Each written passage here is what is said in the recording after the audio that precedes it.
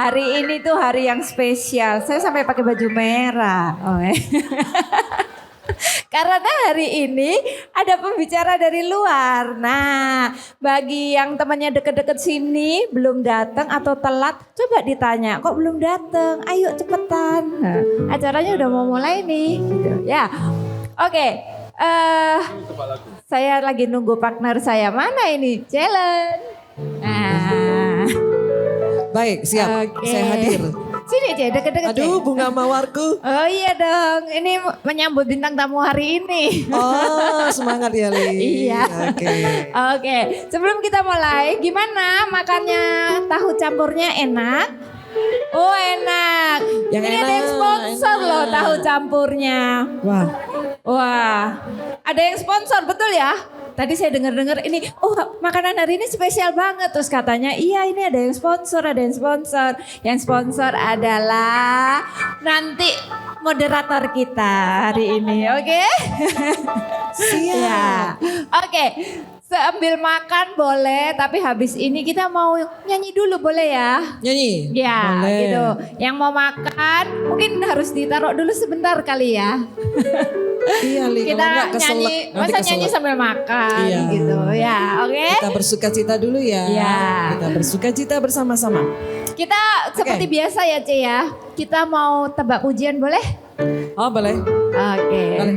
kita tebak pujian ya. Oh. Berpacu dalam pujian. Lagu apa ini? Ada yang tahu? Hah? Ayo. Ada yang bilang Tuhan Yesus baik, ada yang mau selalu bersyukur. Lagu apa ini? Ayo. Ku mau selalu bersyukur. Nah, itu liriknya, Tante. Liriknya, judulnya. Yang kita cari judulnya. Ayo. Benar. Hari terbaik. Aduh, Wow. luar biasa tau gak sih, timnya ini luar biasa. Itu ada buku lagu loh di mejanya. Up to date. Kelompok ini selalu up to date. Up to date. Kita yang muda-muda pada kalah loh. Iya. Oke. Kita nyanyi ya lagu Oke, ini. kita nyanyi lagu ini ya. Oke, dari awal ya. Hidupku ada di tanganmu. Kau beri rancangan yang terindah. Tak hanya yang baik saja yang ku terima. Walau tubuhku diremukkan, walau jiwaku tergoyahkan, pujianku takkan terhentikan. Rohmu yang memberi penghiburan. Ayo sama-sama. Akan ku pikul salibku, cukuplah kasih setiamu. Ku bertahan, kau kuatku, teguhkan imanku. Sama-sama. Ku mau tetap bersyukur, senantiasa bersyukur. Segala yang ku alami, biar kehendakmu terjadi. Ku mau tetap bersyukur, senantiasa bersyukur. Hatiku kan bersuka. Sebab apa? Hari ini Hari yang terbaik. Gimana kalau kita suruh berdiri, Li? boleh. Yuk kita Boleh ya? sama-sama nyanyi Ayo lagi. kita berdiri yuk. Kita awali hari supaya- ini dengan ucapan syukur ya. Iya. Ya. Supaya ucapan syukur tuh keluar dengan maksimal. Amin. Ya. Ayo kita bangkit berdiri bersama-sama. Mulai dari awal ya. Hidupku ada di tanganmu. Kau beri rancangan yang terindah. Tak hanya yang baik saja yang ku terima. Walau tubuhku diremukkan, walau jiwaku terkoyakkan, selalu memuji Tuhan. Ku takkan terhentikan. Rohmu yang memberi penghiburan. Semangat katakan. akan ku pikul salibku, cukuplah kasih setiamu. Ku bertahan. Siapa kuat kita? Tuhan. Teguhkan imanku yang bersyukur. Ku mau tetap bersyukur, senantiasa bersyukur. Segala yang ku alami, biar kehendak-Mu terjadi. Ku mau tetap bersyukur, senantiasa bersyukur. Hatiku kan bersuka, sebab hari ini. Hari apa? Hari yang terbaik. Sebab hari ini adalah hari yang terbaik. Hari yang terbaik. Sekali lagi, sebab hari ini adalah hari yang terbaik. Hari ini Hari yang terbaik. Oke, terima kasih. Kita boleh duduk ya. Silakan Kita boleh duduk.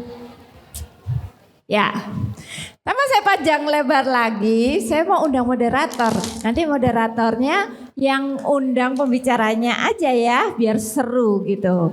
Moderator hari ini yang traktir kita. Wah, karena minggu lalu dia ulang tahun. Kita panggil moderator kita hari ini, C. Merlin. Thank you lo ya C, makanan hari ini enak. Bukan, itu dari Kak Joy. Oh, Kak Joy ulang tahun. wow. Barusan ulang tahun dia. Selamat ulang tahun loh Kak. Tanggal 13 dia ulang tahun. Oh, oke. Ya, Silakan. narasumber kita hari ini adalah Kak Joy Manik. Kak Joy Manik ini adalah seorang apologet Kristen dan seorang penginjil yang di gereja lokal, dan dia juga berada di dalam pelayanannya adalah di sosmed. Sosmednya itu adalah Instagram dan TikTok. Ayo sister, kita follow akunnya sama-sama yuk. Oke, dan Kak Joy Manik ini sudah mempunyai seorang istri dan 3 orang anak. Belum nambah toh Kak Joy? Masih loh. Oke, mari kita panggil dengan sambutan yang meriah untuk Kak Joy Manik.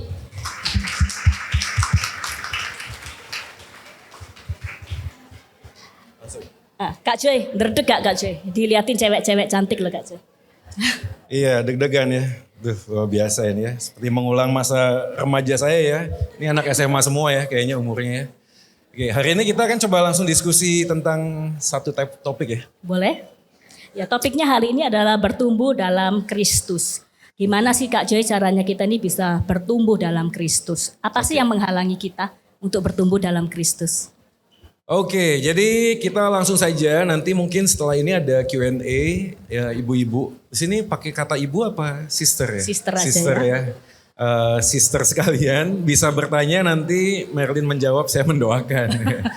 Nah, saya akan coba kutip aja langsung dari Filipi pasal 3 dari buku yang kita sudah punya ya, ayat 13-14. Saudara-saudara, aku sendiri tidak menganggap bahwa aku telah menangkapnya, tetapi ini yang kulakukan. Aku melupakan apa yang telah di belakangku dan mengarahkan diri kepada apa yang di hadapanku dan berlari-lari kepada tujuan untuk memperoleh hadiah, yaitu panggilan sorgawi dari Allah dalam Kristus Yesus. Nah, ini singkat saja di awal. Mungkin yang kita perlu highlight ya, bertumbuh dalam Kristus sebuah kalimat yang mungkin gampang diucapkan tapi sangat sulit untuk nggak usah dilakukan, tapi didefinisikan aja kadang sulit. Apa sih namanya bertumbuh dalam Kristus itu ya? Nah, dari 2 ayat ini kita bisa menemukan tema yang mungkin kita bisa perbincangkan. Yang saya mau highlight adalah kata yang menarik, yaitu kata aku melupakan. Nah, itu ada kata aku melupakan. Nah, waktu kata melupakan ini disampaikan oleh Paulus, ini karena kata ini kan jadi agak-agak gimana gitu ya, agak-agak sulit untuk kita bisa mengerti, karena apa mungkin kita tuh bisa melupakan sesuatu. Bahkan kalau kita baca Filipi pasal 3 ayat sebelumnya, itu bicara tentang Paulus tuh ingat apa yang terjadi di masa lalu. Dia orang Ibrani, disunat pada hari ke-8, dia orang Farisi dan sebagainya. Jadi dia tidak betul-betul lupa. Karena memang kata melupakan itu di dalam bahasa Yunaninya, ini maaf agak teknis ya, nggak akan sulit-sulit banget ya, saya yakin lebih sulit pernikahan kita ya. Ya ini nggak terlalu sulit ya, ini bahasa Yunaninya. Epilantanomai itu artinya adalah tidak menempatkan itu menjadi yang utama sebenarnya. Jadi bukan betul-betul forget it ya. Nah kenapa kemudian kita sulit untuk bertumbuh dalam Kristus? Karena kita stuck in our past baggage ya, jadi bagasi masa lalu. Ya. Makanya kalimatnya adalah ayat 14, dan berlari-lari kepada tujuan itu artinya itu kita bersemangat. Kenapa kita gak bersemangat untuk meresponi panggilan sorgawi? Karena kita hidup di masa kini tapi hidup kita tuh dikendalikan oleh masa lalu. Ya, saya coba mungkin eksplorasi ya. Saya tahu mau tanya kan. Ya. Coba tanya dulu. Oke. Kak Joy, tadi dikatakan harus bersemangat. Nah, bersemangatnya itu dalam hal kayak apa, Kak Joy? Ya, bersemangat itu kan perlu ini ya. Jadi gini ya. Passion itu nggak ada artinya without the reason. Jadi passion without reason is a vain. Jadi semangat tanpa alasan kita bersemangat itu adalah kesia-siaan sebenarnya. Jadi kalau mau ditanya tentang semangat itu konteksnya apa, mungkin kita perlu memikirkan kenapa kita bersemangat gitu ya. Ya, di sini kan ada orang yang suka bersemangat tuh kalau tanggal-tanggal muda ya. Beberapa orang tuh tanggal imannya kan terkait tanggal ya. Tanggal 1 sampai 15 tuh biasanya imannya ya begitulah ya. Di atas tanggal 15 tuh biasanya imannya tuh sangat kuat karena mungkin cicilan masih harus bayar tapi dompet mulai semakin menipis, jadi kita lebih banyak berdoa gitu. Pengalaman pribadi Kak Joy. Jadi, ada orang tuh bersemangat mungkin pada waktu diajak suaminya jalan-jalan, ada amin? Tapi nggak beli apa-apa.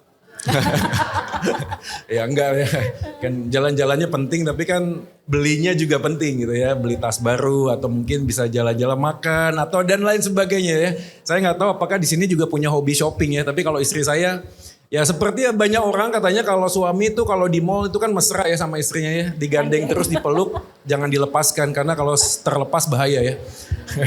Katanya begitu ya, di sini gak ada sih, di luar sana ya ada seperti itu ya. Jadi ada orang tuh bersemangat karena ada hal yang mau dituju. Jadi ayat 14 tuh penting. Berlari-lari itu bersemangat untuk apa? Untuk meraih panggilan sorgawi. Nah itu bertumbuh dalam Kristus sebenarnya. Serupa dengan Kristus bersemangat. Tapi ada orang hari ini yang tidak punya semangat, di dalam hidupnya yang nggak punya semangat, tapi kemudian merasa tahu Yesus gitu ya. Jadi orang ini nggak punya semangat, kerja nggak semangat, hidup nggak semangat, tapi waktu datang pelayanan semangat.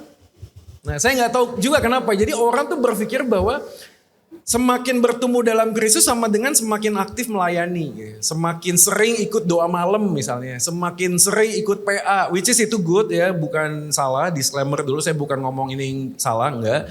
Tapi ada orang yang merasa bahwa bertumbuh dalam Kristus itu adalah ya semakin aktif pelayanan ya. Sehingga ada banyak komplain dari keluarga misalnya ya. Mami kok pergi terus ya. Pagi, Senin rapat ya. Selasa paduan suara. Rabu ada rapat lagi ya, lalu kemudian kunjungan dan lain sebagainya, sampai anak tuh merasa gereja tuh merebut waktu bersama dengan maminya. Ini kan semangat yang salah. Jadi kalau misalnya tadi Merlin tanya semangat itu yang seperti apa? Semangat yang didasarkan dengan alasan yang benar. Alasan yang benarnya adalah kalau kita ke Filipi pasal 3 itu adalah kalau kita baca di atasnya, Paulus mengatakan karena aku telah ditangkap oleh Yesus. Aku berusaha untuk menangkapnya karena aku telah ditangkap oleh Yesus. Jadi semangat dia untuk menangkap tuh menangkap apa? Menangkap semakin serupa dengan Yesus karena dia sadar dia sudah ditangkap oleh Yesus. Jadi poin penting bersemangat di dalam bertumbuh dalam Kristus adalah karena kita sadar bahwa pengorbanan Yesus itu udah lebih dari segalanya sih. Ya, dia sudah mati menebus dosa, dia sudah bangkit. Memberi kepada kita tuh bukan cuma sekedar entar mati masuk surga, bukan. Tapi dalam perjalanan kita punya arti hidup. Ya kan arti hidup tuh jadi penting ya. Itu tadi ya. Passion without the reason is a vain. Jadi semangat tanpa alasan kita bersemangat itu sia-sia. Jadi kenapa kita bersemangat? Karena kita tahu bahwa hidupku berharga bukan karena apa yang aku sudah capai. Hidupku berharga karena Yesus sudah mencapai hidupku. Dan itu menjadi sebuah poin penting di dalam hidup saya sehingga saya hari ini bersemangat. Sekali lagi Bapak Ibu saya nggak ada bapak-bapak ya? Ada nggak ya? Ada satu Bapak. Oh udah main piano tadi ya, tapi saya lebih yang paling ganteng sih. Kayak itu udah nomor 2 ya, main piano nomor 3.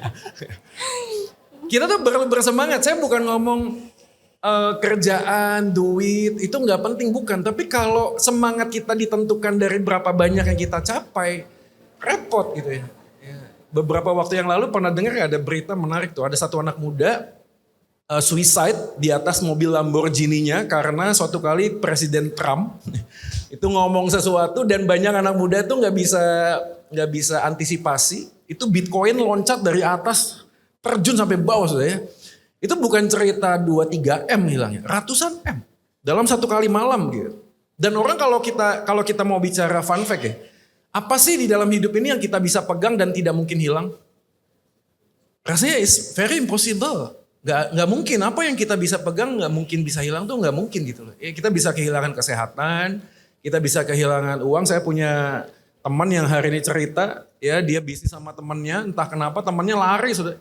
Ya lari bawa duitnya 8-10 M. Ya.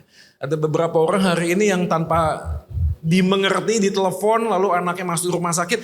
Ada banyak hal, saya nggak mau nakut-nakutin juga ya. Tapi kita harus sadar bahwa tidak ada satu hal pun yang kita bisa pegang dan tidak mungkin hilang. Kecuali satu, yaitu Tuhan. Karena Tuhan nggak bisa hilang. Nah Tuhan itulah menjadi sumber semangat kita sebenarnya menjalani kehidupan ini. Ya. Dan sekali lagi ini kan kita kan bicaranya kan di sini ya, kan prosesnya kan tidak semudah itu. Makanya nanti kita coba berdialog ya. Makanya tadi saya ngomong, kenapa kita bisa bersemangat atau tidak bersemangat? Karena kita adalah akumulasi masa lalu. Tadi yang saya highlight kata melupakan. Kenapa ada banyak orang hari ini tidak punya semangat? Karena mungkin punya trauma masa lalu ya. Ada PTSD ya, Post Traumatic Syndrome Disorder. Ada sindrom, ada stress disorder ya. Jadi beberapa orang hari ini belum berdamai dengan masa lalunya. Sebagai contoh misalnya saya aja ya, paling gampang ya. Ini saya ngomong terus apa ya? Gak apa-apa. Ya. Jadi ada dua hal, ada traumatis, ada sugesti sebenarnya. Sugesti itu adalah sesuatu hal yang menyenangkan di masa lalu dan kita ingin mengulanginya. Dan kita bersemangat untuk mencapai sesuatu supaya kita bisa mengulangi masa yang senang di masa lalu. Yang kedua adalah masa traumatis. Hal yang peristiwa yang sangat menyakitkan, yang kita secara pribadi tidak sanggup pada saat itu untuk mendapatkannya, tapi kita diminta untuk mendapatkannya.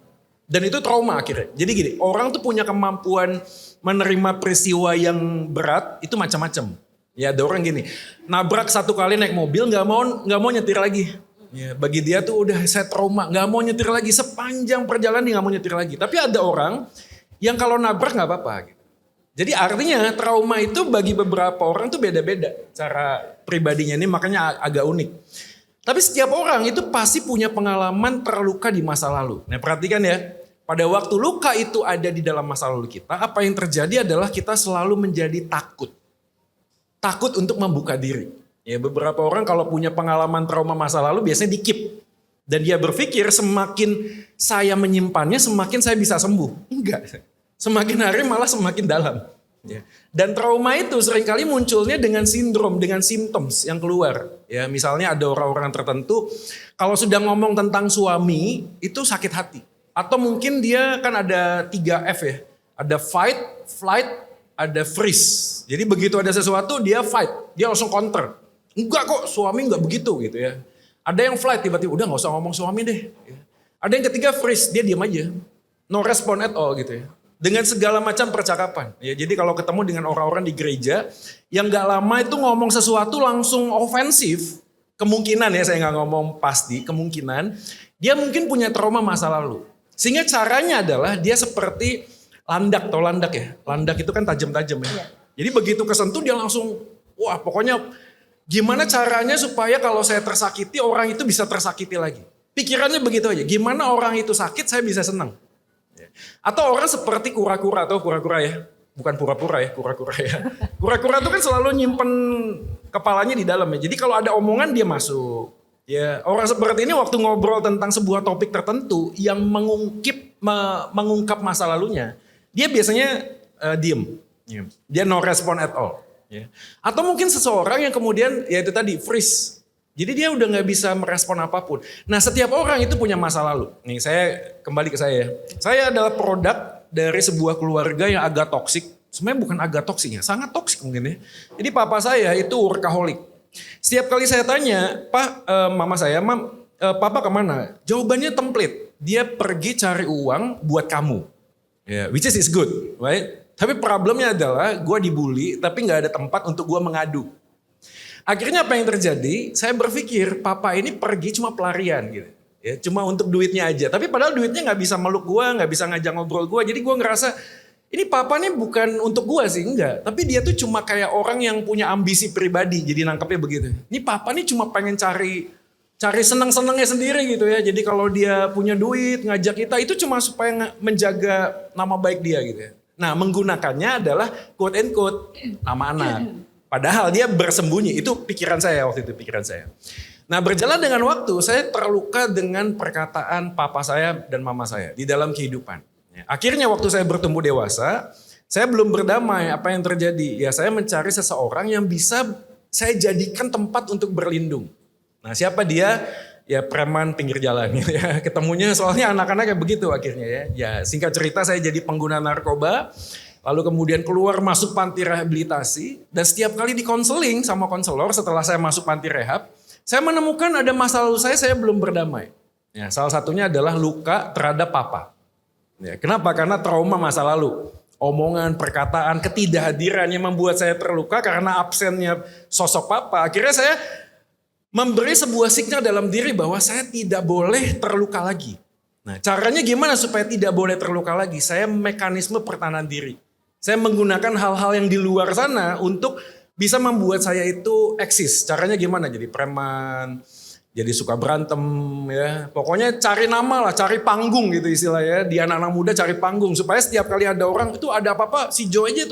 Gue ngerasa gue ada. Padahal di dalam diri saya, sebenarnya saya takut. Ya, saya takut supaya ketakutan saya itu tidak terlihat. Dan caranya adalah menonjolkan sesuatu yang kuat. Padahal sebenarnya saya takut. Saya tidak mau mengungkap masa lalu saya. Nah dalam perjalanannya akhirnya saya berdamai. Memaafkan papa saya. Lalu kemudian belajar untuk menata kembali hati. Nah kata melupakan tuh begitu. Kata melupakan tuh bukan berarti saya lupa semua terjadi di masa enggak. Tapi saya tidak lagi menempatkan masa lalu saya itu menjadi yang utama. Kenapa? Karena saya punya straightforward ke depan. Ya, saya bertumbuh.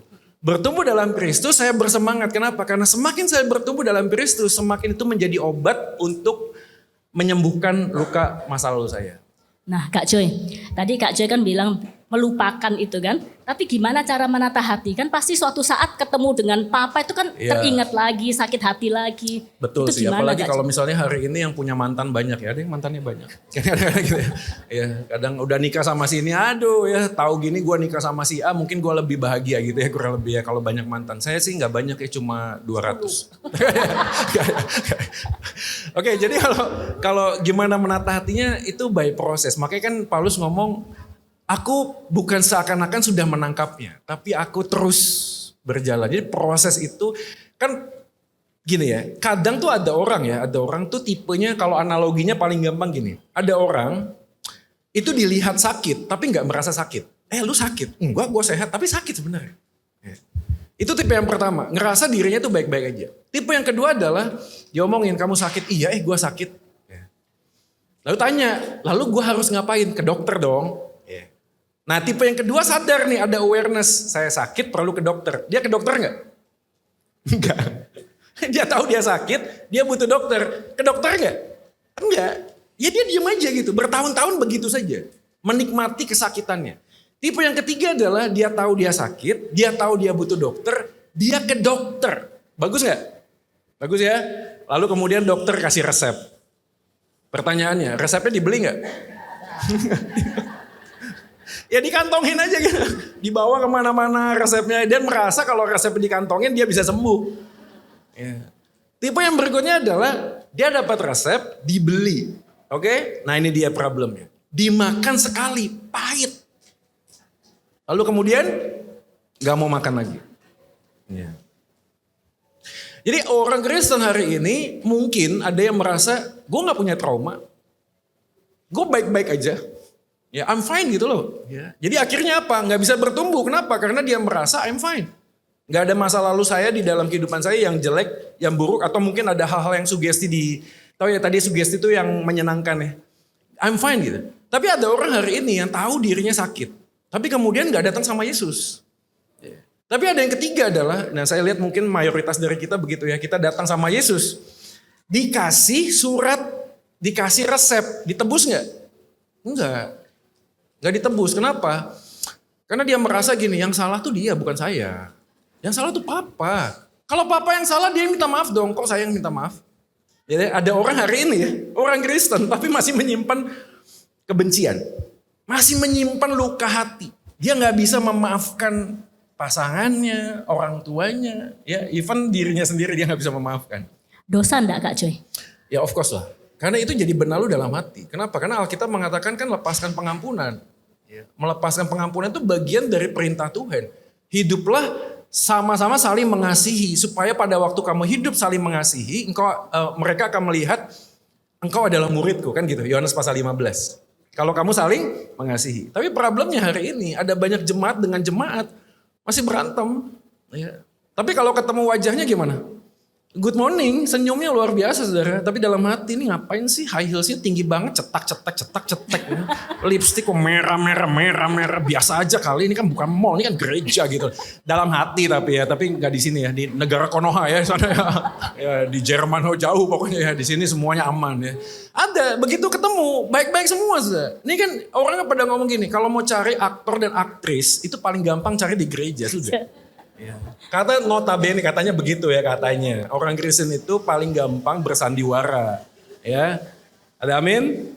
Amin. So everything is okay gitu ditanya apa kabar semua jawabannya? Puji Tuhan. Ya, bukan baik luar biasa. Ya, belum tahu di sana nyeletuk luar biasa masalah Pak. Bapak nggak tahu Pak. Luar biasa masalah saya Pak. Ya, kamu nggak tahu aja. Ada orang yang kemudian nggak bisa otentik gitu ya. Itu tadi karena ada trauma, ada sesuatu yang dia tahu dia sebenarnya harus benahi. Tapi dia takut aja gitu loh. Takut untuk, tau gak sih? Ada orang yang takut terbuka karena takut omongannya itu jadi gibah. Ya memang fun fact-nya bisa terjadi sih ya. Ya. Ada orang yang hari ini menyimpan problem dengan suaminya. Ya dia tahu dia butuh pertolongan, dia butuh bantuan. Tapi dia berpikir gini, ini tadi pressure-nya itu kencang karena kita ini kan Eastern culture, right? Ya, kita kan tradisi timur.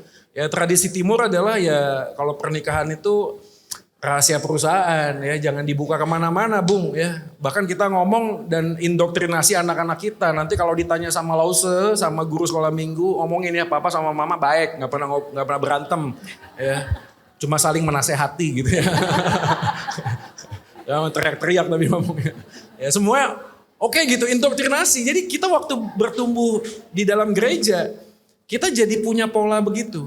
Ya, sulit, jadi discipleship itu kan dimulai dengan sebuah pengakuan ya, betul gak sih? Ya, confession itu kan bagian dari pemulihan, betul gak sih?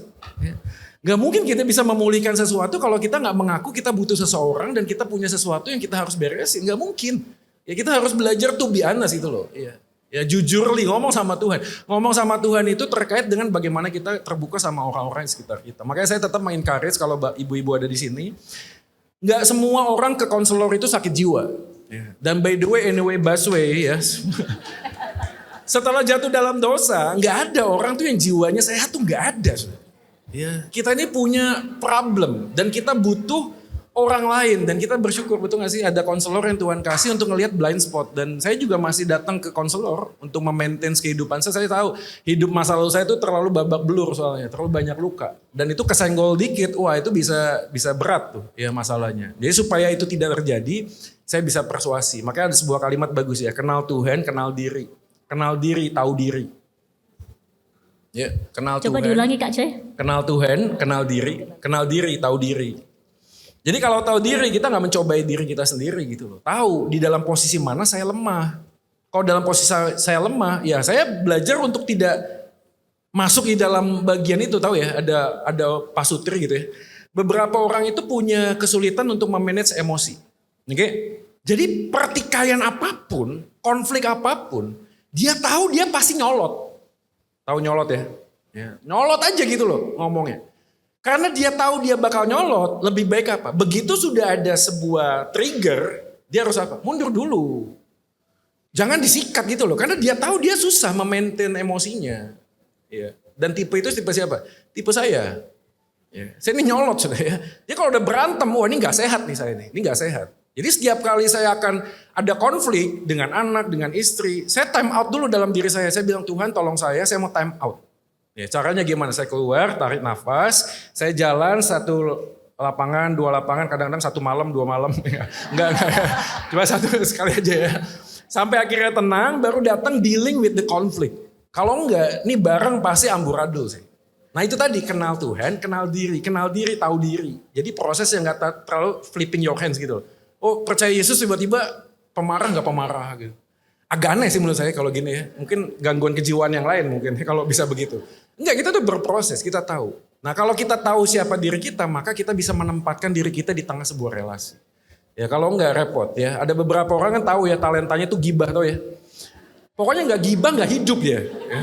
Dia setiap kali dia duduk sama orang dan begitu dia ngomongin yang lain, dia selalu oh yang mana gitu langsung. Yang mana yang ini ya langsung. Nah kalau dia tahu dia bakal begitu, lebih baik begini. Udah ada omongan begitu, gue mau pergi dulu gitu. Ke toilet kayak kemana kayak, ke TP kayak, ke Jepang kayak kemana. Pokoknya lo pergi aja gitu loh. Begitu denger itu udah tahu dia bakal kepancing.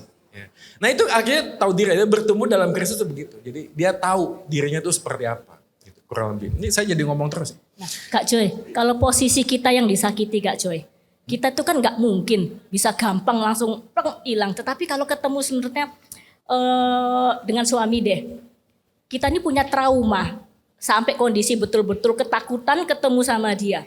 Nah sedangkan menurut Kristen kan kita nggak boleh pisah, nggak boleh cerai. Oke, ini pertanyaan sudah mulai agak dalam. Jadi kita sepakat dulu ya. Semua yang dipercakapkan di sini berhenti di sini. Amin. Oh, belum sepakat. Semua yang dipercakapkan di sini berhenti di sini ya. Amin. Amin ya.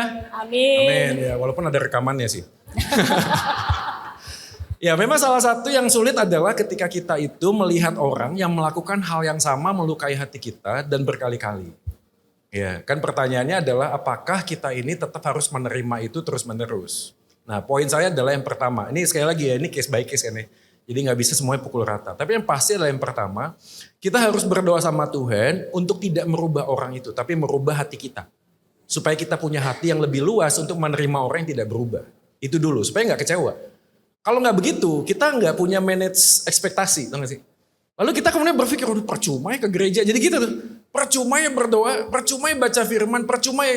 Jadi akhirnya kita tuh yang mati rasa sendiri gitu ya. Jadi akhirnya kita harus mulai dari diri kita, gak bisa maksa orang lain. Maksa diri kita dulu untuk Tuhan tolong saya dalam proses perjalanan ini supaya saya dibikin kekuatan. Untuk melihat orang lain yang tidak berubah. Karena perjalanan hidup kita itu bukan tentang dia dulu tapi tentang saya dulu. Makanya bertumbuh dalam Kristus selalu personally. Ya, diri kita dulu. Maka siapakah orang yang paling efektif untuk membentuk kita adalah orang yang terdekat. Siapa? Ya suami, istri, anak. Ya. Yang paling dekat itu adalah orang, makanya sekolah kehidupan itu kan di dalam pernikahan. Sekolah kehidupan itu pernikahan. Gimana caranya Tuhan membentuk kita melalui pasangan kita. Nah yang kedua adalah memberikan teguran dan evaluasi bersama-sama. Ya, jadi perlu ada waktu untuk kita itu bersama-sama bicara. Ya ada kalimat bagus di Instagram ya. We listen, we don't judge. Oke, saya mendengarkan, saya tidak menghakimi. Jadi kalau ada orang ngomong, sambil bilangin sama istri, gimana yang kalau aku bisa bertumbuh hari ini?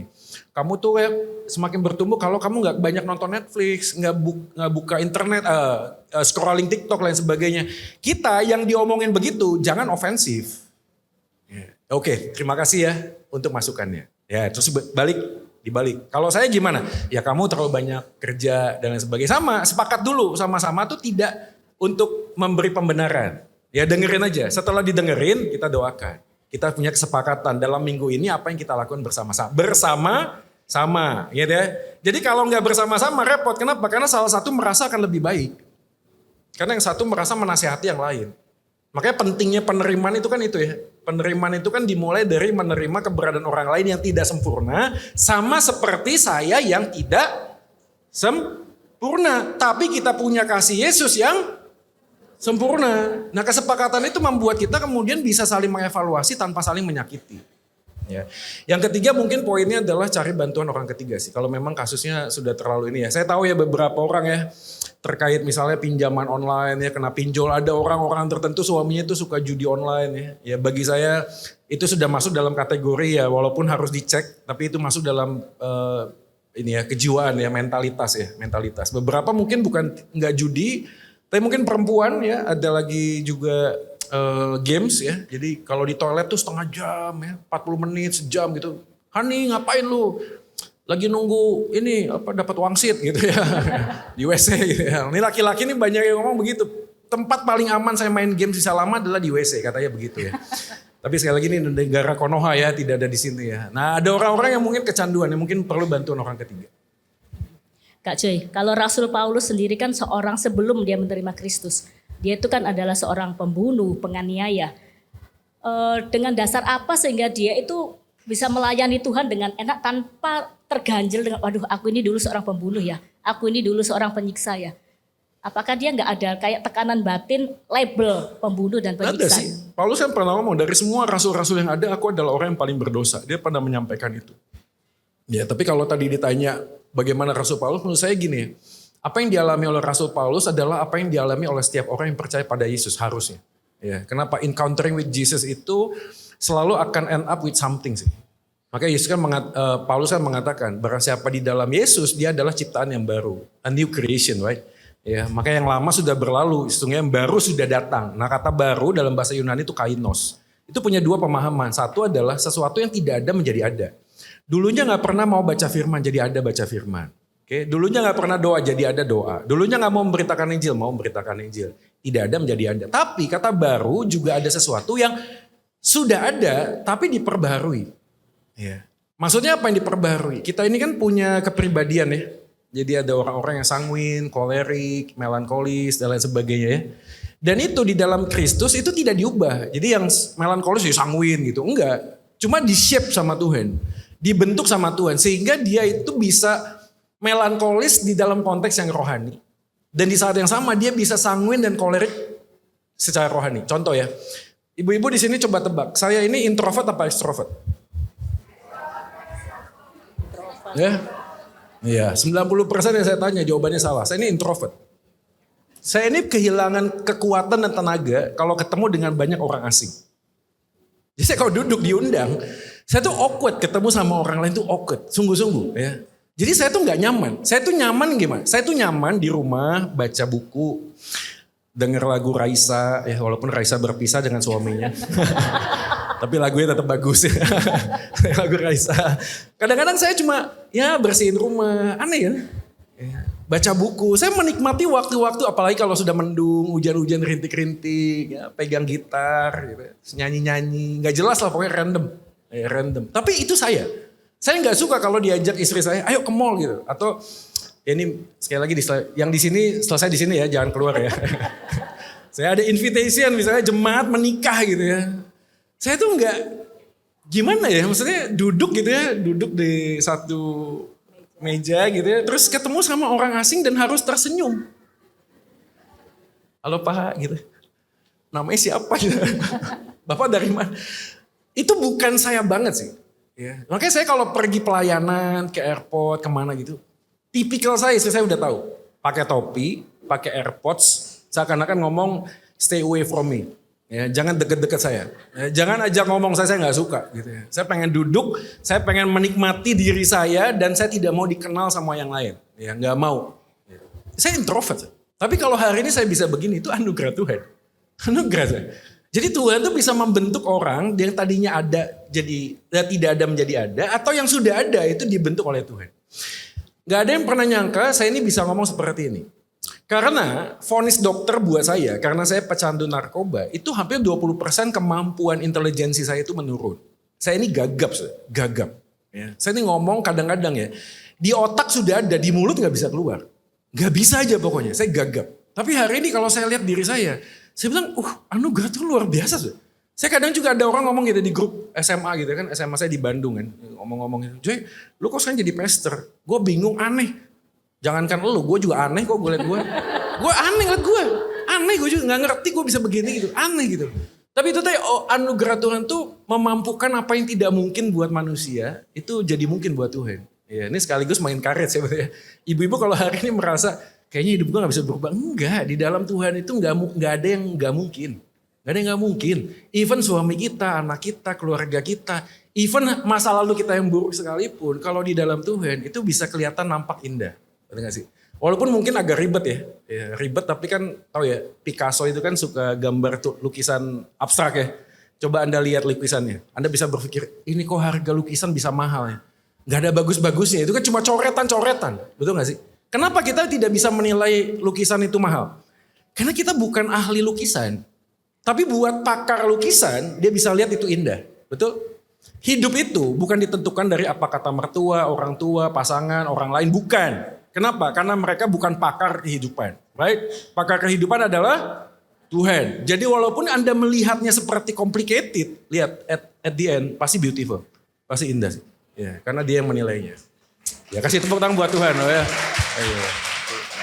Kak Joy, seberapa besar dampak masa lalu yang buruk terhadap hidup kita di masa depan? Waduh gede banget sih. Ya. Jadi itu tadi ada banyak orang tuh gak sadar betapa dia tuh dikendalikan oleh masa lalunya walaupun dia hidup di. Kenapa? Karena kehidupan kita itu kan dimulai dari sejak kita lahir. Ya. Erik Erikson itu pernah membuat sebuah psychological development. Ya. Jadi 0 sampai 3 tahun bayi itu sudah ngerti bagaimana merespon kepercayaan. Believe it or not. Jadi dulu ya kalau orang tua dulu tuh gini. Kalau ada bayi nangis jangan digendong. Nanti dikit-dikit nangis. Ya. Jangan digendong, jangan diangkat, biarin aja. Sebenarnya itu salah besar. Karena bayi usia 0 sampai 3 tahun itu merespon dengan tangisan. Setiap kali dia menangis lebih dari 5 menit tidak ada tangan yang ajaib merangkul dia. Dia akan berpikir gak ada orang yang bisa dipercaya. 0 sampai 3 tahun. Jadi sudah mulai terbentuk tuh. Ya. Nanti 3 sampai 6 tahun yang lainnya adalah tentang kemauan. Jadi ada anak-anak tertentu merangka gak boleh diambil. Ya, naik kursi diambil, gak boleh. Orang ini bertumbuh dewasa nanti mau apa-apa gak mau. Kenapa? Karena dia berpikir dia pernah lakukan itu dan selalu salah. Ini salah, itu salah, itu salah. Sehingga betul dewasa, diam aja dia. Dia mau ngambil sesuatu juga, dia takut nanti salah.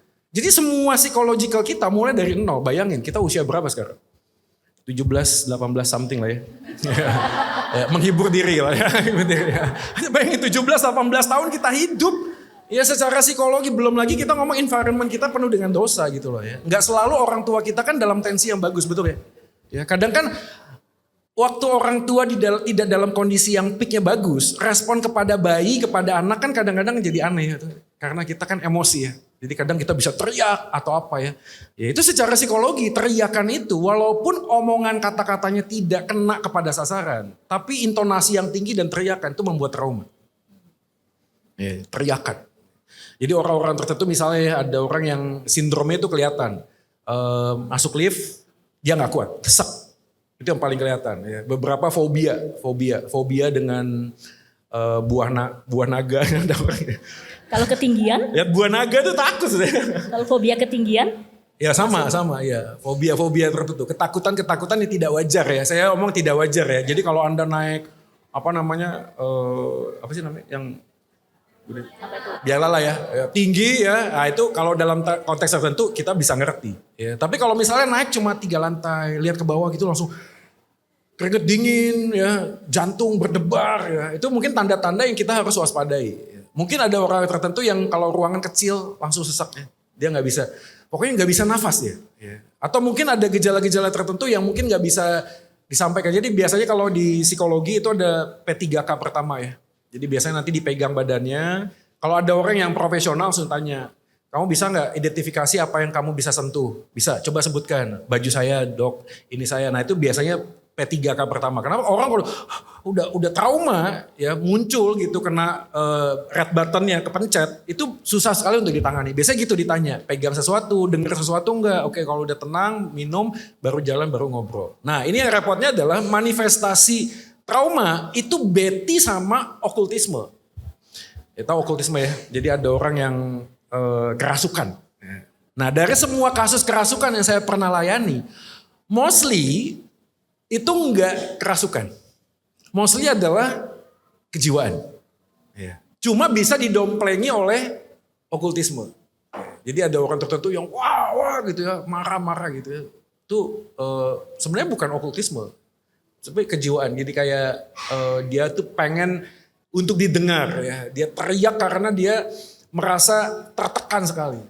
Nah sekali lagi kita nggak bahas itu. Tapi anyway kalau kita tadi ngomong, apakah trauma-trauma masa lalu itu punya dampak yang sangat besar? Sangat besar sih, sangat besar. Jadi beberapa orang sempat berpikir useless ya. Ada orang yang suicide ya. Lalu berpikir dalam skala tertentu kalau Anda nanti dicek ya. Pernahkah Anda berpikir untuk bunuh diri? Nanti bisa dicek tuh. Munculnya dalam 1 hari, dalam 1 minggu, dalam 1 bulan berapa kali. Nanti biasanya ada ukuran tertentu yang bisa menilai apakah dia itu punya trauma yang harus diselesaikan dengan cepat atau tidak. Jadi dampak masa lalu itu sangat besar sekali karena kejiwaan kita, karena dosa, karena environment, karena kultur, karena pengaruh orang-orang di sekitar. Itu sangat besar membentuk psikologi kita, kejiwaan kita hari ini. Ada lagi Kak Joy yang mau disampaikan? Masih banyak sih nih. Kita Q&A aja deh kalau misalnya Ya, oke. supaya teman-teman ada yang Oke, bisa bagi teman-teman jawab. atau sister yang mau bertanya.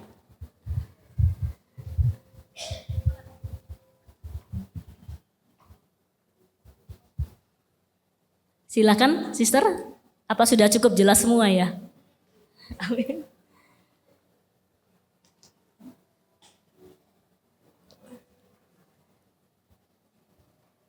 Mumpung Kak Joy di sini loh, susah loh cari Kak Joy ini. Ya, oke. Oke, silakan.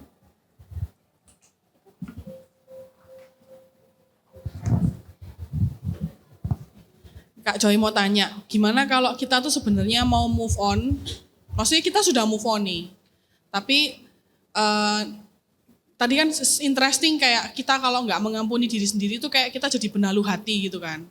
Nah kita nih sudah mau mengampuni diri sendiri, tapi ternyata kita tuh diketemukan dengan orang-orang yang menyebabkan itu terjadi di masa lalu gitu Iya. loh. Jadi event-eventnya ketemu sama orang-orang itu lagi gitu loh. Iya. Padahal udah menghindar nih, ndak ke komunitas yang sama, ndak ke mana sama gitu. Terus tiba-tiba ketemu dan di situ kita akhirnya cek hati kita lagi kan. Wah, ternyata aku nih belum beres. Ternyata aku nih belum mengampuni diriku sendiri, belum selesai nih gitu loh. Kira-kira kalau kita seperti itu praktikalnya yang bisa dilakukan apa ya? Kayak ya tahu jawabannya, oh ampunono dirimu sendiri. Tapi apa yang bisa dilakukan untuk benar-benar kita tahu kita tuh beres gitu loh. Oke. Wah ini pertanyaan sangat baik ya. Pertanyaannya gampang, jawabnya susah ini. tipsnya. Ya oke, jadi mungkin saya responnya gini ya. Kan kita dipanggil untuk mengasihi sesama kita ya. Love the Lord your God and love your neighbor as yourself. Right? Jadi kalau kita mengasihi Tuhan, kita mengasihi sama kita. Tapi yang kita harus pahami adalah kasih dengan cara mengasihi itu dua hal yang berbeda. Ya. Jadi cara mengasihi itu adalah bagaimana kita tuh bisa belajar untuk menempatkan diri kita di sebuah tempat relasi di mana kita itu sudah siap untuk menghadapinya. Jadi bagi beberapa orang, ada yang merasa kalau sudah mengampuni, lalu will forgive everything that he had done gitu ya. Jadi tiba-tiba semua itu bisa dilupain. Kan sekali lagi enggak ya, enggak. Tapi ada banyak orang yang perlu proses cukup panjang. Sebulan mungkin buat beberapa orang bisa. Setahun mungkin beberapa orang juga bisa. Ada yang 10 tahun. Ya, ada yang 10 tahun, ada yang 15 tahun. Saya kalau ditanya saya mungkin 8 tahun lebih mengampuni papa saya prosesnya. Nah pertanyaannya adalah bagaimana sepanjang perjalanan itu saya tidak ketemu dengan papa saya? Mungkin nggak? Nggak mungkin, saya kan pasti ketemu. Saya pasti ketemu dengan papa saya terus. Nah caranya gimana? Caranya adalah yang pertama pasti minta Tuhan untuk kasih kita tuh kekuatan, itu pasti. Yang kedua adalah saya harus punya hikmat untuk mengatur titik pertemuan mana yang saya bisa siap untuk saya hadapi. Jadi kalau cara mengasihi gini ya. Saya mengasihi istri saya, betul? Istri saya itu ulang tahun, saya belikan dia bunga. Pertanyaan, saya mengasihi istri jemaat gak? Ya? Jangan ngomong membenci loh, kan gak mungkin ya. Mengasihi gak istri jemaat? Mengasihi lah, kan kita dipanggil untuk mengasihi, betul gak? Nah pertanyaannya adalah apakah waktu istri saya ulang tahun saya belikan bunga, waktu istri jemaat ulang tahun saya belikan bunga? Enggak. Betul gak sih? Enggak. Even saya mungkin gak akan direct langsung ke istri itu ngomong, halo sis ya, happy birthday ya, peluk cium dari saya. Kan it's very impossible, gak mungkin. Pasti salah suaminya kan ngomong, bro istrimu ulang tahun ya, tolong sampaikan kami sekeluarga mau ucapan. Itu cara mengasihi istri jemaat. Jadi mengasihi dengan cara mengasihi itu berbeda.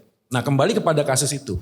Kalau ketemu dengan orang yang saya masih bergumul untuk bisa betul-betul mengampuni, maka saya perlu tahu cara mengasihi yang tepat buat orang itu. Salah satunya adalah menjaga jarak. Nah itu yang saya lakukan dengan papa saya.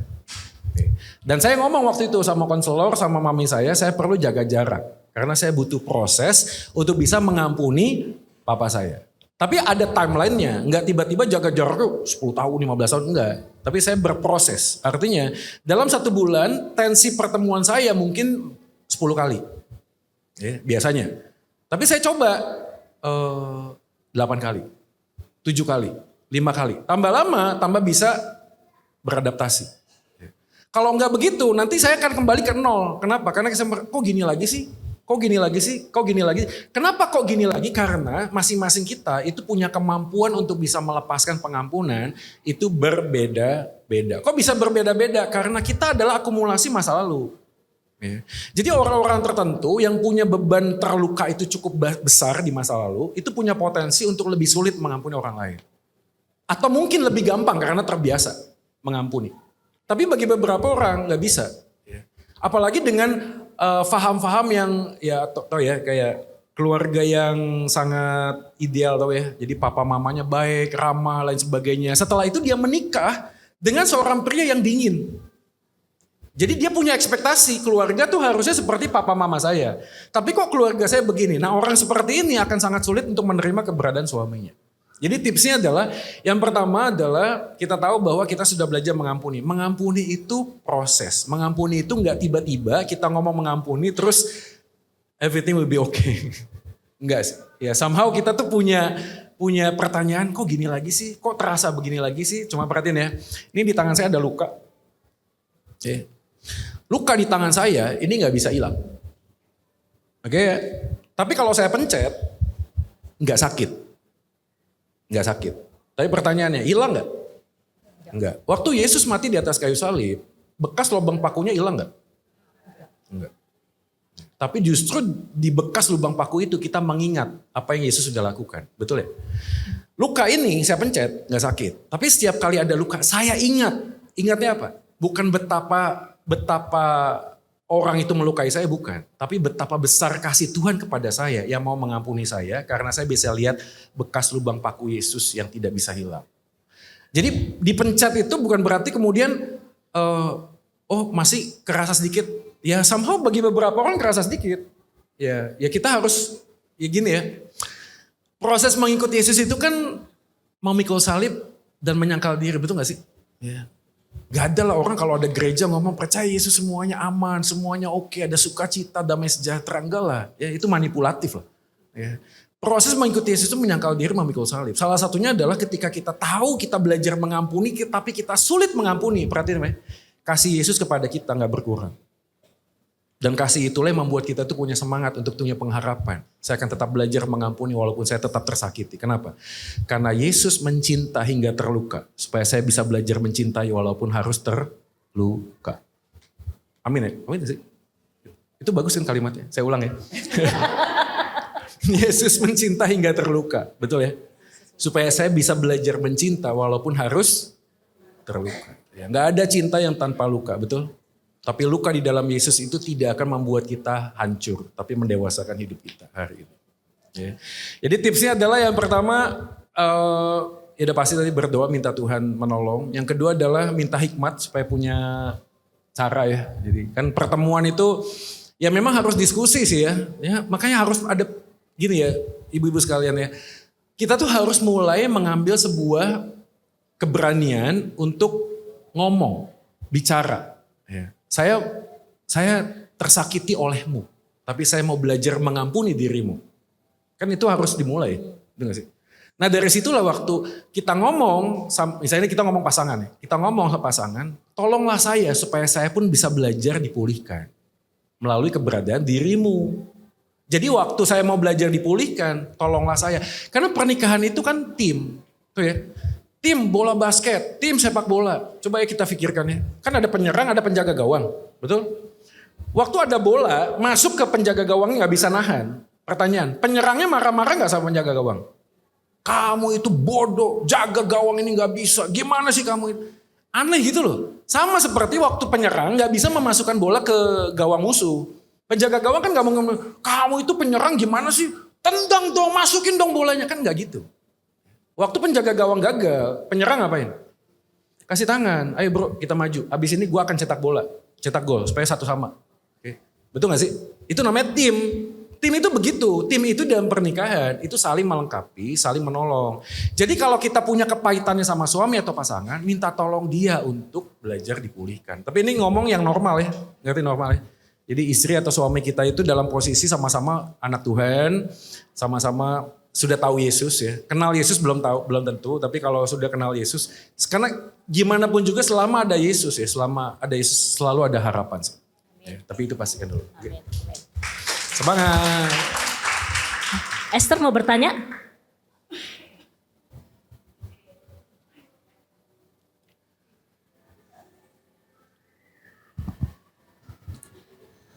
Oke, Kak Joy saya mau tanya. Tadi kan Kak Joy sempat singgung pasangan suami istri yang normal. Berarti kan ada yang nggak normal gitu ya berarti ya. Nah ini saya tanyakan yang dari sisi yang nggak normalnya. Kalau dari buku kita itu kan di Filipi 3 ayat 19 itu kesudahan mereka adalah kebinasaan. Nah ini yang saya mau tanyakan, saya ini punya teman itu yang super bejat. Istilahnya jadi ini suaminya ya, jadi selingkuh iya dengan beberapa perempuan, terus kerjanya itu juga kerja yang nggak beres, terus juga nggak kenal Tuhan, bahkan istilahnya itu anti Tuhan, jadi kayak ATS gitu ya. Jadi sudah nggak ada benernya lah hidupnya, terus juga minum-minuman keras dan macam-macam, juga nggak bertanggung jawab sama keluarga. Nah terus saya ini kalau sebagai teman, gimana menasihati teman saya yang istrinya ya, kira-kira kita ini melihat sendiri kejadian, kelakuan, tingkah laku suaminya yang nggak wajar, yang nggak benar. Sebagai seorang teman, itu gimana kita menasihati teman kita itu, apakah dia harus mempertahankan suaminya yang seperti itu kelakuannya dan jelas-jelas seperti ya yang nggak normal itu. Terus apakah dia akan kebinasaan apakah akan dinikmati saat sekarang ini atau gimana? Seperti yang ayat tadi Filipi 3 ayat 19. Gitu. Ya itu mungkin maksudnya. Atau nanti di neraka gitu ya kebinasaannya. Terus kalau misalnya nih kita melihat sendiri. Apa yang harus kita lakukan di depan mata? Seperti itu. Kira-kira gimana menurut hikmat Kak Joy? Terima kasih buat pertanyaan ini. Lagi-lagi apa ya? Jawaban yang sangat sulit ya. Maksudnya saya pun mendampingi beberapa jemaat yang mengalami problem yang sama. Setelah menikah pacarannya baik-baik ya. Bukan pacaran pendek juga, 7-6 tahun ya. Terus tiba-tiba dia menikah, tapi ketahuan suaminya ini pecandu judi. Ya setelah menikah tapi. Dia merasa kayak dijebak gitu. Ya, tahu gini kok kamu gak ngomong dari awal dan lain sebagainya. Perasaan-perasaan jadi playing victim lah. Merasa dia jadi korban dan sebagainya. Sekali lagi saya harus meresponnya dengan kalimat ini tidak mudah. Oke, ini bukan hal yang mudah untuk dijalani. Tapi apa yang tidak mudah itu bukan berarti tidak mungkin. Ya. Karena saya selalu punya pengharapan bahwa Tuhan itu punya rencana dan waktu. Ya sekali lagi kalau kita ngelihat di Alkitab gak ada orang yang begitu sempurna, gak ada gitu ya. Even Salomo aja gundiknya banyak gitu. Ya, Daud aja jatuhnya pun dengan Batseba gitu loh. Ya kadang-kadang kan it doesn't make sense. Come on man, ini raja gitu loh. Ini orang yang punya segalanya gitu. Kalaupun harus jatuh ya jatuhnya sama putri mana kayak gitu. Permaisuri mana gitu ya. Ini kan kok kayak remeh-temeh gitu loh kok jatuhnya. Tapi begitulah manusia kan. Manusia tuh begitu. Padahal Daud tuh di awal kehidupannya sangat luar biasa. Rasul Paulus sama juga ya. Pembunuh tadi Merlin udah sempat singgung juga. Tapi sekali lagi dari semua kejadian itu membuat saya sadar bahwa tidak ada yang tidak mungkin. Itu dulu yang pertama. Walaupun sekali lagi tidak mudah untuk dijalani. Jadi apa yang harus dilakukan sebagai teman? Yang pertama adalah lebih banyak pendampingan sih. Ya. Berjalan bersama itu lebih memberi jawaban ketimbang kita memberi banyak nasihat. Ya, perkataan. Ya. Kenapa? Karena berjalan bersama itu membuat kita menyadari satu hal. Yaitu Yesus tuh waktu menyelamatkan manusia. Itu gak tiba-tiba datang umur 30. Dia datangnya jadi manusia. Ya, kenapa? Karena supaya Ibrani pasal 4 tuh bisa ada. Karena kita punya imam besar yang turut merasakan penderitaan-penderitaan kita. Jadi kalau dia tidak fully human being, kita kan ngomong ya Yesus kan enak, ya kan Tuhan. Enggak, Yesus itu 100% juga manusia. Jadi dia bisa ngerasain apa yang kita rasakan. Jadi apa yang dilakukan oleh Yesus adalah seperti pada waktu ada wanita ketahuan berzina. Ingat ya? Lalu sekelompok orang membawa wanita ini mengatakan sesuai dengan hukum Musa orang ini harus dilempar batu sampai mati. Betul? Lalu Yesus menunduk sambil menulis di lantai, di tanah dan mengatakan siapa di sini yang tidak berbuat dosa ambil batu lempar wanita ini. Dan satu persatu hilang. Betul gak? Pertanyaan, Yesus layak gak ambil batu lempar wanita ini? Ya? Layak. Tapi dia lakukan? Dia tidak lakukan. Ya, pergilah dan jangan berbuat dosa lagi. Jadi saya punya keyakinan. Hukum, nasihat, apapun bentuknya tidak akan pernah merubah manusia. Yang bisa merubah manusia adalah kasih. Dan kasih tidak hanya dikatakan, tapi dilakukan dengan tindakan yang nyata. Gimana tindakan yang nyata? Ya didampingi. Ya ada bersama dengan dia di dalam musim kehidupan. Saya juga mendampingi beberapa orang yang hari ini. Kalau ditanya, Pak saya ngapain? I cannot do anything, gak bisa, saya gak bisa lakukan apa-apa kecuali berdoa gitu aja. Melihat bagaimana proses Tuhan itu menuntun. Kenapa dalam satu bagian suaminya yang narik diri, tahu ya? Di kontak gak bisa, di chat gak di itu, coba gimana? Ya. Sedangkan dia dalam konteks masih pasutri. Dan hari ini istrinya mau beli rumah, mau apa, harus tanda tangan akad. Suaminya harus ada. Ya. Dia harus begini, keuangan segala macam gimana? Dia pengen pisah harta sekarang. By the way kan sekarang ada peraturan baru ya, setelah menikah bisa pisah harta juga. Ya. Dan itu yang bisa dilakukan sementara ini. Apakah itu untuk kebencian kepada suaminya? Enggak. Tapi untuk menjaga apa yang Tuhan percayakan. Karena harta dipercayakan juga gitu loh. Enggak serta-merta terus ngomong. Sama gitu loh, ada orang KDRT. Suami pukul istri. Ditelepon malam-malam saya. Pak Jo ini gimana? Saya tanya, udah didampingi? Udah. Berapa lama? Setahun. Konselor ada? Udah. Pendeta ada? Sudah. Apalagi? Semua sudah? Udah. Masih mukul? Masih. Saya bilang, hari ini kalau enggak kamu, saya telepon polisi. Loh Pak, kan kita orang Kristen harus saling mengasihi. Saya melakukan ini karena saya mengasihi. Mengasihi siapa? Istrinya. Karena orang ngomong begini, atas nama kasih pukullah aku. Nggak kasih itu. Itu kan konyol. Itu kan banyak orang Kristen memahami kasih tanpa kebenaran. Itu membiarkan dirinya gitu loh. Enggak. Jadi kalau ada orang yang dipersekusi dan sebagainya. Harus ada love the Lord your God. Love your neighbor as yourself. Jadi kalau ketiga bagian ini tidak terpenuhi. Kita harus ngambil sebuah langkah. Kalau atas nama kasih kita kemudian memberi diri untuk dipersekusi orang lain, itu salah. Itu sudah gak lagi kasih. Jadi kasih berjalan kebenaran. Makanya saya telepon. Nah sama seperti pada bagian konteks itu. Misalnya suaminya selingkuh dan lain sebagainya. Lakukan apa yang bisa dilakukan. Apa itu? Ya keadilannya ada gak? Kebenarannya ada gak? Bisa lapor ini, lapor ini. Tapi harus jaga hati dulu. Jaga hatinya gimana? Saya melakukan ini atas nama kasih. Saya kasih tahu ya, Bapak Ibu sekalian, saya ini keluar masuk panti rehab 5 kali. Pertanyaan, apakah kelima-limanya saya voluntarily mau datang? Enggak. Saya dijemput paksa. Sudah. Dijemput paksa, mami saya itu bayar polisi, jemput saya. Waktu masuk dalam panti rehab, saya marah nggak? Marah. Tapi hari ini saya bilang, kamsia mami, thank you. Kenapa? Karena itulah cara Tuhan menyelamatkan saya. Caranya adalah dipaksa. Dipaksa. Kadang-kadang kasih itu perlu berjalan kebenaran. Menyakitkan sih. Tapi saya yakin kalau dimulai dengan motif kasih yang sejati, pasti dipulihkan. Ya, walaupun menyakitkan, pasti dipulihkan. Karena selalu begitu. Ya. Nah sekali lagi dalam kasus yang seperti tadi ditanya, ya yang kita lakukan mendampingi. Ya, kalau dia ada problem, dia tahu dia harus kemana gitu. Ya, kamu tahu nomor telepon saya, kamu lagi dalam problem, ayo kita ngopi. Ini kan kopi se-Indonesia kan. Ngopi se-Indonesia. Siapa tahu dapat diskon kan gitu ya. Ya makan kue tiaw kan, makan apa. Ada gitu loh. Dari bagian kita. Karena mungkin, kan kadang kan bisa mentok, betul gak sih? Ya, Anda tanya saya ini pendeta, hamba Tuhan. Saya tahu mekanisme kalau ada sesuatu yang saya lakukan. Ada koneksi, ada. Saya pernah dibawa ke pengadilan jadi saksi ahli. Pernah untuk kasus perceraian. Beberapa kali. Dalam konteks itu saya tahu saya harus lakukan apa. Tapi saya sadar di dalam perjalanan spiritual seseorang, kita ini terbatas. Gak bisa, kita mau lakukan apa lagi?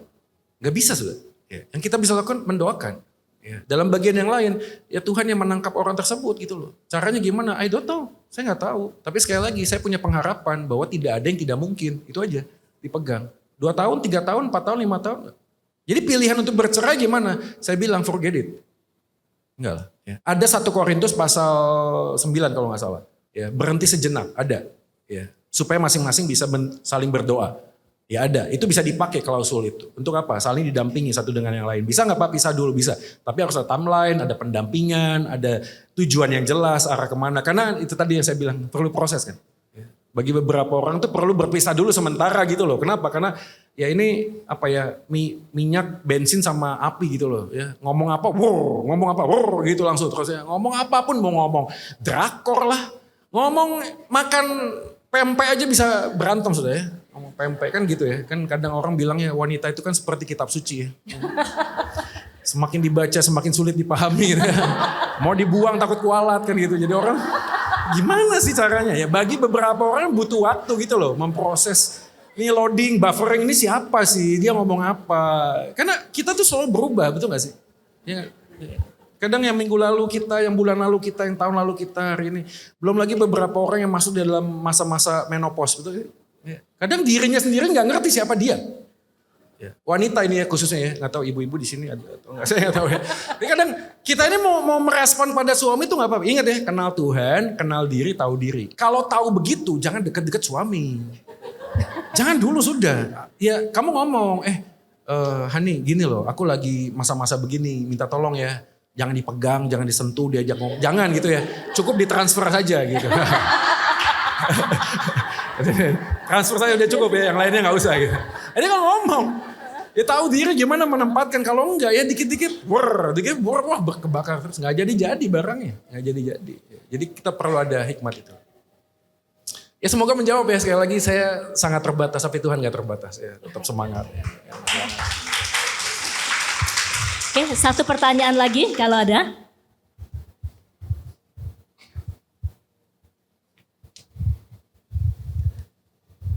Oke, ada sebelah sana.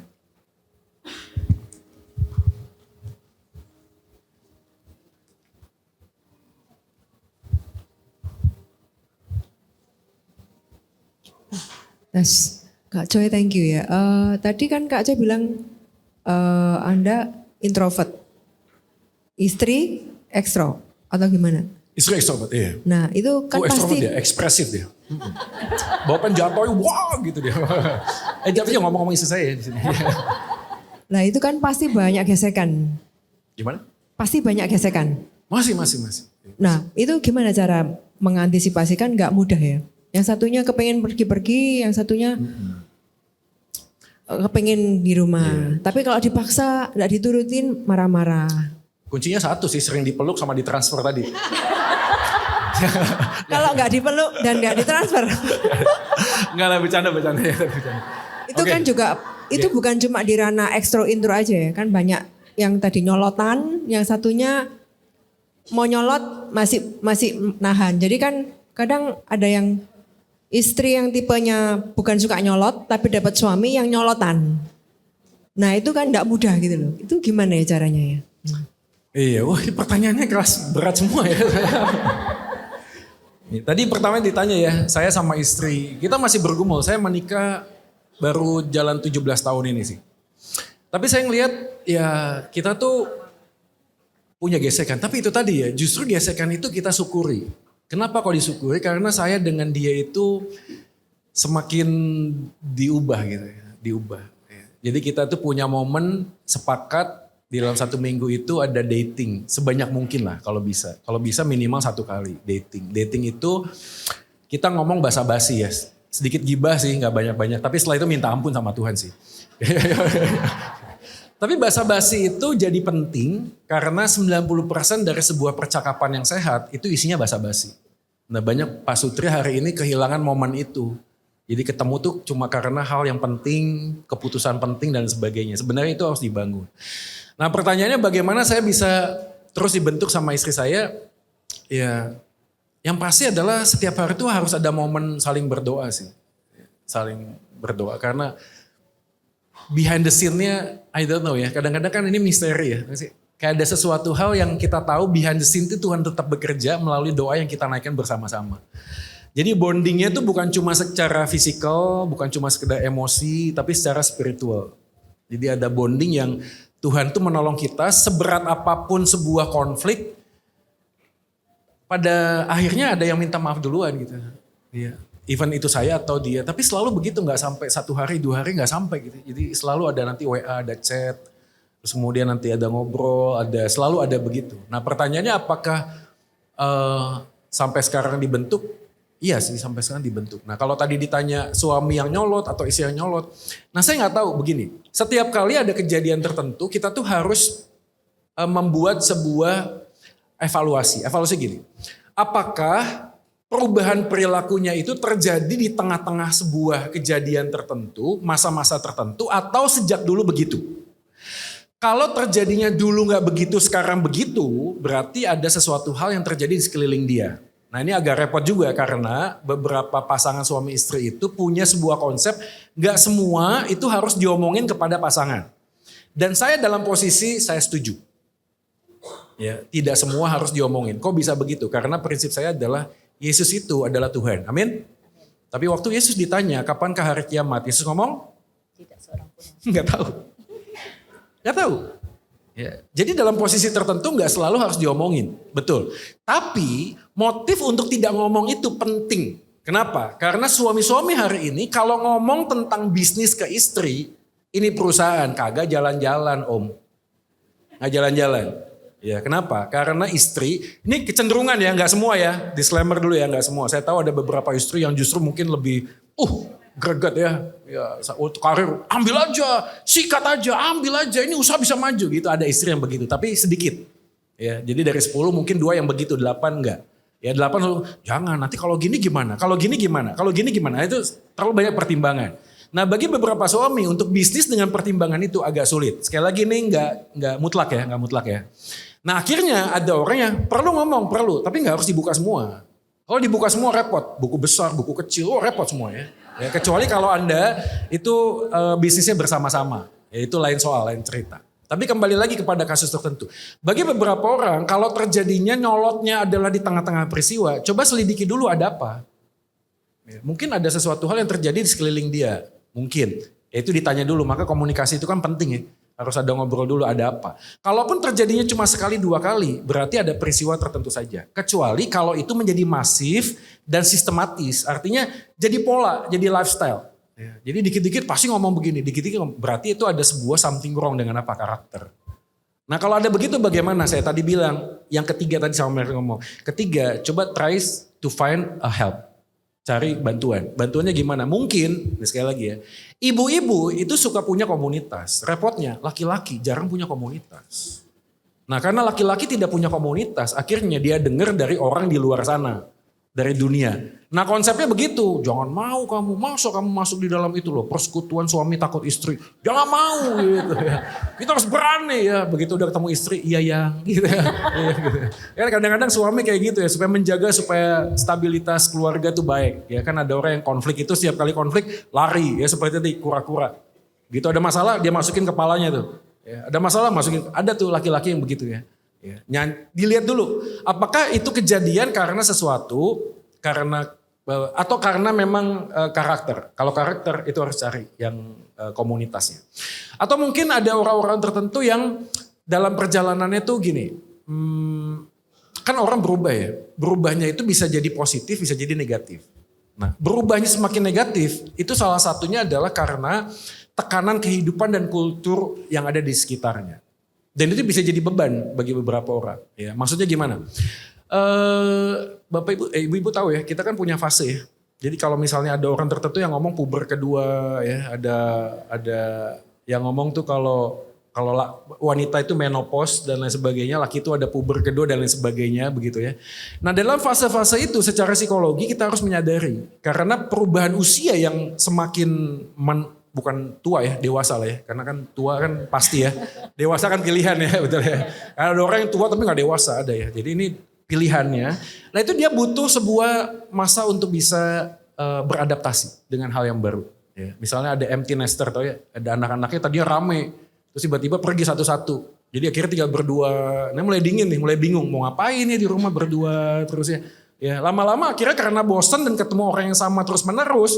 Jadi mulai kehilangan gregetnya tuh hilang ya. Karena gregetnya hilang begitu ada konflik dia langsung bisa muntap, naik ya. Mungkin ada beberapa orang lagi yang bergumul dengan hormon ya. Jadi makanya kita harus mendorong suami kita tuh untuk olahraga ya. Kenapa? Karena olahraga itu membantu kita punya stabilitas emosi yang lebih bagus. Karena bagi beberapa orang yang tidak olahraga, hormon oksitoksin ya kalau nggak salah, itu kalau terlalu banyak itu membuat stres itu terlalu tinggi. Ya, karena stres terlalu tinggi, hal kecil bisa jadi besar. Ya. Atau mungkin yang ketiga adalah perubahan peristiwa di sekeliling ya. Misalnya dia punya mama, punya papa terus meninggal. Ya, dulunya dia kalau ada sesuatu bisa chat mamanya, papanya gitu. Terus sekarang udah gak ada lagi. Ya, sehingga dia memerlukan orang yang lain. Nah sekali lagi itu semuanya hanya bisa ditemukan kalau ada komunikasi. Jadi kalau ditanya tipsnya seperti apa, sebelum tipsnya cari dulu alasannya kenapa. Evaluasi dulu. Kenapa kok dia begitu? Dicari dulu, cari tahu. Semoga menjawab ya. Ya semoga menyolotnya juga bukan karakter sih. Kalau karakter emang, tapi karakter juga kan sulit ya. Untuk bisa dibohongin tuh sulit. Karena itu kan gaya hidup ya. Ya Kak Joy, karena berhubung waktu, Yes. Konklusinya apa nih Kak Joy? Apa ya? Ya konklusinya adalah bertumbuh dalam Kristus itu keniscayaan ya. Iman Kristen itu analoginya seperti seorang anak kecil yang naik sepeda 2 roda. Oke. Pilihan dia adalah tetap mengayuh supaya terus berjalan. Karena begitu dia berhenti, dia akan jatuh. Bertumbuh dalam Kristus itu harus tetap berjalan. Kalau Anda berhenti sekali, pada saat yang sama, berpotensi kita itu semakin jauh tenggelam.